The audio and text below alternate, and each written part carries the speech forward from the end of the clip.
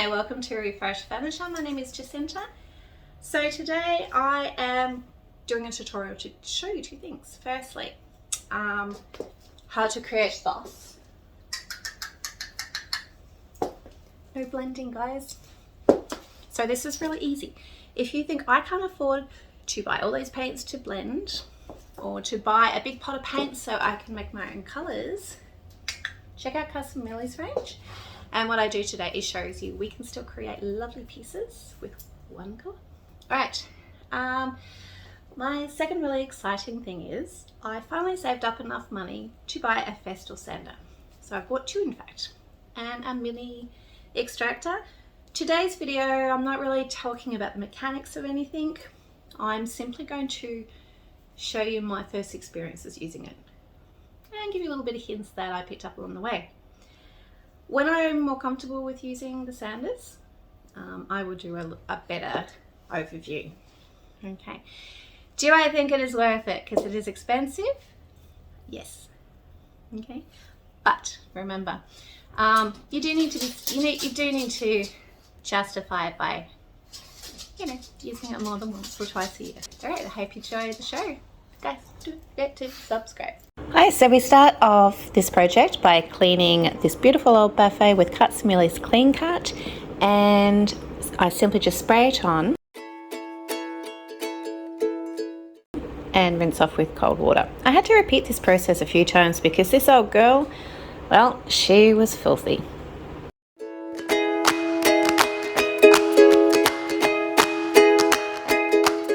The next thing that we did is I had hubby remove the buffet doors.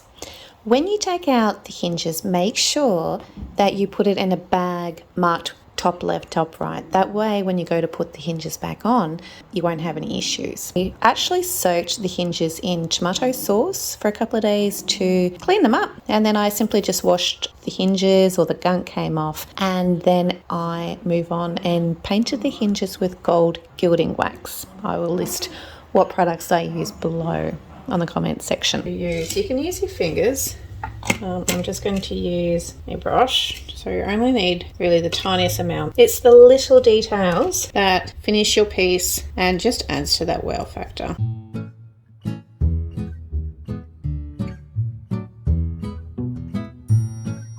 After removing the back of the buffet, I finally got to do the part that I've been hanging out for all video. All right, so I went and bought a couple of Festool Sanders. And the reason I did this is because I wanted to be able to sand inside, less dust, and also too, if you have the right tools, it actually cuts your sanding time in half or more so. If you are only doing one or two pieces of sanding, Festool's not for you. Guys, this is for someone who actually does a lot of upcycling and who's going to use it regularly. Otherwise, I couldn't justify the cost. All right. Let's see what this baby does. Now, the first time I'm playing with it, as you can see, the sander is getting away from me a little bit, and that is because I had the speed set too high. This is my first time I've used it. Speaking to a professional Festool person later on, he said you really only need the settings 1 or 2. He also advised that just basically you really only need to do the fine sanding. This guy here, you can flip a switch to the right and it will go on coarse sanding. Now, you don't really need it unless it's absolutely hardcore. I tried it on the coarse and it really dragged away from me. With the handle, I found with the 150, it is a bigger sander, it was too heavy for me. The vibration was a lot. I took that little handle to the side off because I found that it actually made it harder to control. The hose is quite heavy and it drags on the sander. So I guess my solution would be to put the hose over your shoulder, or to rig up a little bungee cord or something that you can clip that hose up. You've got a chain or something that allows the hose to be up so it's not dragging down on the sander. You can buy a proper one from Festool, but that costs a lot of money. All right, so I've done this buffet. I've only timed the speed up that I'm showing you by 5, and I have completed the first half of this buffet in 7 minutes. That is with me stopping and starting as I try to work out how to use this tool. As you can see, I've got the dust extractor and there's no dust. I was absolutely blown away. How cool is that? On the second half of the buffet, this is where I decided to try the cord, and it really just took me for a ride. I didn't have the strength to make it go backwards and forwards in a straight line. The setting again was set at too high a speed. You know, that's something for my next time I get to play with my sander that I'll be mindful of. And again, the second side took 7 minutes to sand. So in total, this large buffet head took me 14 minutes. No cleanup time because there was no dust to clean up, and I was actually gobsmacked. I used one sanding disc. So yes, the sand discs are expensive. However, I only used one, and that cost me $1. So guys, that's not really too bad if you work it out. I've also got a soft interface pad that I use later just to sand around the curves and stuff. So with the soft interface pad, I decided I wanted to try and sand the ornate legs on this buffet. I do intend on painting them, so I didn't sand them all off, but as you can see, look how that soft pad really gets in and allows me to sand. So I kind of thought, wow, this is going to be so much better than mucking around with stripper and everything else later on down the track. And it was pretty simple and easy to use. There is a bit of weight with this particular sander, but guys, if you need a break, you can just stop and start. So now all the sanding is done, I turn my attention to painting the inside of my buffet. I put masking tape down. I don't know about you, but I don't like opening up the old antiques and not being able to see. So I do prefer to paint the inside. Okay, so I've got the Zinsser Bin primer drying. I'm actually going to use another primer. This is called Authentico Primer, and the reason I'm using this is because it's grey. So we've got the grey primer, and that way I'll be ready for the dark coat. I'm also painting over the hardware. This is really nice and thick, the Authentico. And this will be a nice base coat. So I'll be doing 2 coats of this as well. And I'm using my Uni Pro brush. This will also prevent bleed through. It has low VOC. I'm working inside, as you probably could tell, and the Zinsser is really on the nose. Using this stuff, it won't be as smelly, which is great. Allow appropriate dry time. And also I do sand between each coat using a 320 grit sandpaper just to get rid of any little lumps or bumps. I've been hanging out for this part. I'm going to use Carts and Millie's Boutique Mineral Paint, the Blue Hole. So this is a really dark blue near black colour. Isn't that beautiful? Let's get cracking. Let's have a look at that. Oh wow. So using this grey undercoat heats better than a white base. And the Carts and Millie's is really easy to paint with. It just goes on so beautifully. A self-leveling, so which means it reduces the paint lines. And it also has an inbuilt top coat, which is pretty good. So with this one, you put on a thin, even coat to the surface of your project. We're going to allow it to dry. We're going to allow about an hour in dry, warmer weather, and then we'll put another one on. So it doesn't need a sealer, but I often like to do one, so I'll probably do it anyway. When you put the top coat on, or a water-based sealer, we're going to allow 12 to 24 hours for the last coat to dry before we seal this. Okay, that just makes sure that our paint dries properly.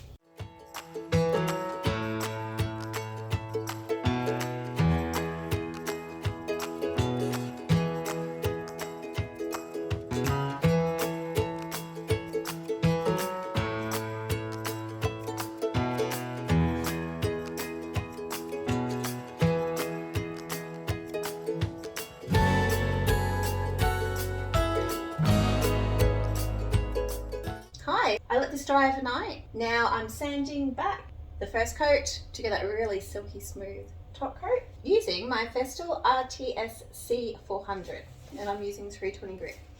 We have a sponge here, so the interface sponge, which is really cool. What that helps do, it helps cushion it more, and I can get into all these grooves where I normally wouldn't and not have to worry about doing it by hand.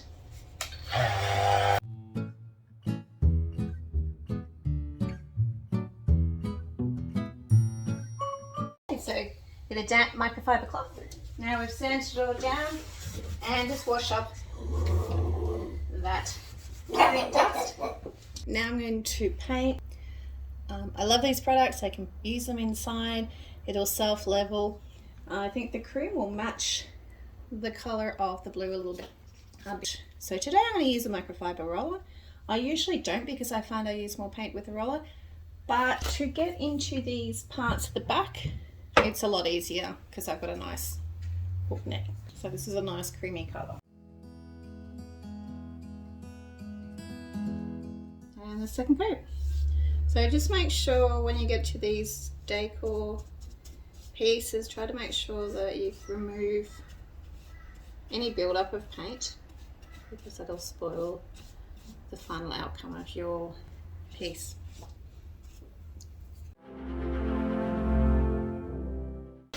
Hey guys, alright, so when I took these doors off, it was pretty risky because of the age of this particular dresser. There is that concern that when you put it back on, the hinges won't go in the right way and you have troubles closing your doors.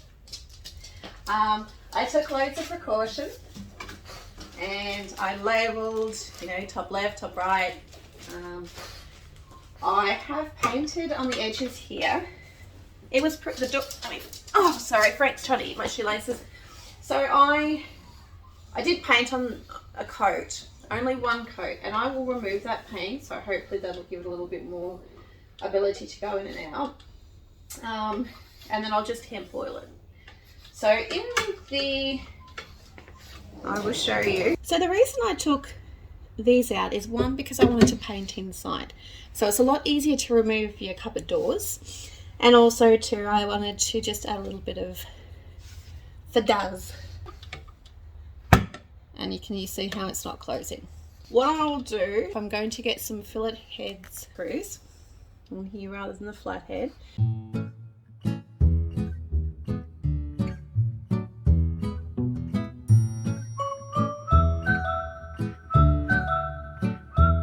I'm using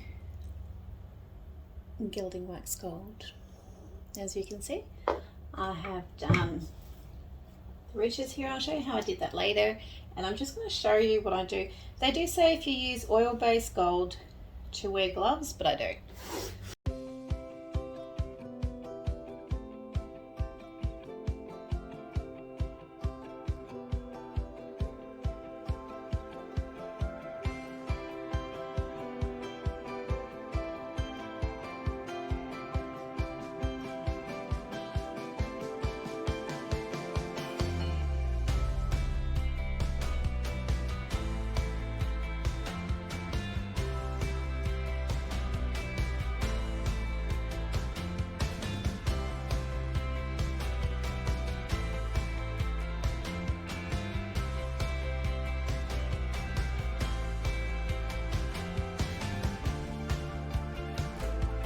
I got some gold on my glue and I decided to try and take off the gold with methylated spirits, and I pushed too hard. I did the top coat, it looked a bit streaky now, but there is a trick with the dark, so it seems I had already taken too much paint off and I had to touch up. I thought what I'll do, sand it all back, and what you do, I'm going to mix this time and I'm going to make a glaze. Okay, so I'm going to demonstrate here how I use my glaze. It's just like putting top coat on normal for me. I have my bowl and I just put a damp sponge and you just take the excess off. Frank is trying to take the cloth, and then it is just lightly going over. In nice straight motions. Now, yes, I'm going over the gold, and what I want to do is I want to age that a little bit more. So I don't mind that the blue is getting in there, and then I've got that cloth if it goes over too much, so it doesn't streak. This is a damp microfiber cloth, and I'm simply going to wipe over, and just to show that gold very carefully. Bring that gold back. Hi, as you can see, I've started moving inside. I'm still organising this new space of mine. This really reminds me of the ocean, which is why I chose this particular colour. It's beautiful. The first coat, I'm like, oh, maybe it's not going to get as dark as I want. But I knew by the second coat it was just going to be gorgeous. All right, I've got this rice paper here. Unfortunately, when I received it in the post, it was soaking wet. To be honest, I was so upset. And we've got this line down the middle here. So I thought what I'm going to do, I'll cut down the middle and I'll overlap it. We've got this extra bit here.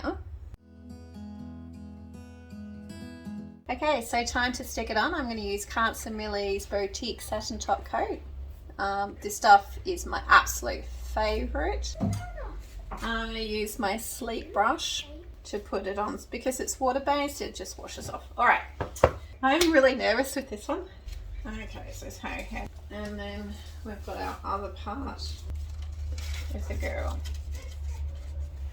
Okay, so she will overlap. So now I get to apply Millie's top coat. I'm putting it on super thin because this rice paper, unfortunately, is the thinnest sheet that they can buy. So to compensate for that, I'm using a foam brush to very, very gently push the rice paper onto the furniture. Okay, you have to be really careful and slow when you are dealing with this. And I've sort of tried to do sections, so I will lift it up, pull it back and put a little bit more top coat on. There's a lot of wrinkles in here, and again, because I'm wanting that aged look, I'm not really worried about the wrinkles. I actually want them. I think it'll add character and add to that vintage sort of look. Okay, so I overlap the girl and I stick her on. With the excess paper, I'm actually going to stick it underneath where that white part is. Before I do that though, I put the second top coat over the top of the rice paper just to make it sure it's all sealed, and I let it dry. Okay, then I measure up the scrap rice paper and I cut it to size.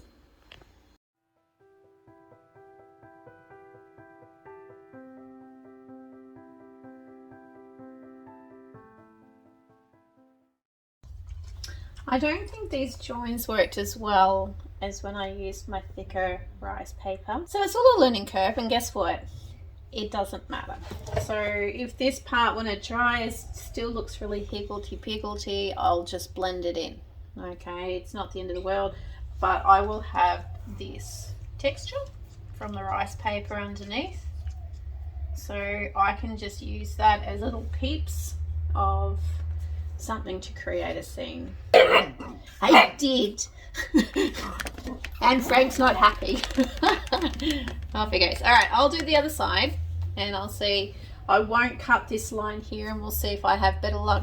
With the two methods of rice paper, I think cutting the rice paper separately and overlapping actually would have worked out better. I was really spoiled, and my 85-year-old mother-in-law, who happens to live with us and is an amazing artist, offered to repaint the rice paper for me. So she was just going to do the bottom section where the girl was standing and add some rocks and texture, and she ended up more or less repainting over the original picture with the rice paper. And to be perfectly honest, I liked Val's work better. So a huge thank you to her. I filmed a little bit of her painting on her first session. Throughout the week, I had this little person coming and visiting each day, and I was booted out of my workshop, but that's okay. Standing and sitting next to her, I was just applying the Millie's top coat over the rest of the furniture while she was painting. And I must say, this artwork turned out beautifully. Thank you, Val. Once I made it back into my workshop, it was time to sand the top of my buffet. So I used my smaller Festool Sanders thin foam. So that side, that way. And then you just simply get that. And I'm going to go with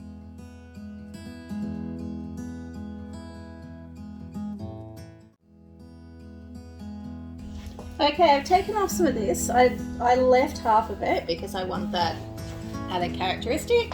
Now I've got the flat side 240. I'm going to do the final sand over with this particular sander.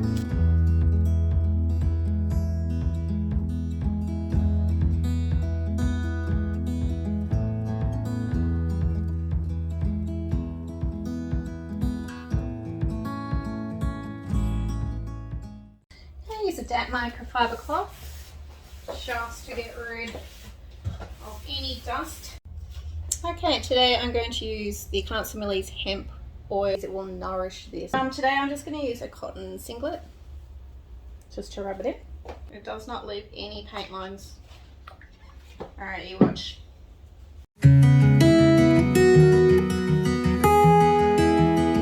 Look at the colour of that grain. So I let the hemp oil sit overnight, then I came back the next day, I buffed off any excess, and I actually reapplied a second coat because that oil had absorbed completely into the wood. And then it was time to have some fun with gold gilding wax. So I've done a quick demo how I've done it. I've used a mixture of my finger, and then for the gold gilding wax around the legs of my buffet, I used a paintbrush. And it came out beautiful.